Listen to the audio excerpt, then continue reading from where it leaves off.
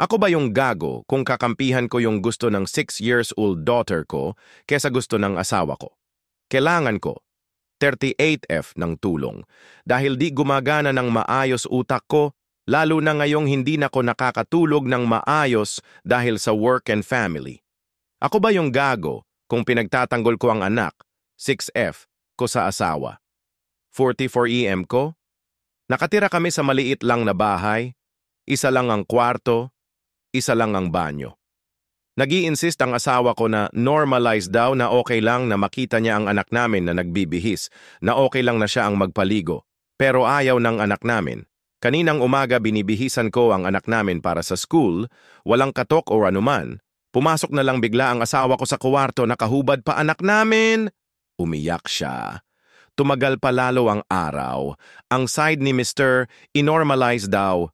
Kasi part ng parenting daw na both parents involved. Ayaw niya makuha opinion ng iba kesyo outsiders daw sila. Hinala ko may sayad asawa ko. Ngayon, gago ba ako? Tama ba siya at ako ba ang mali?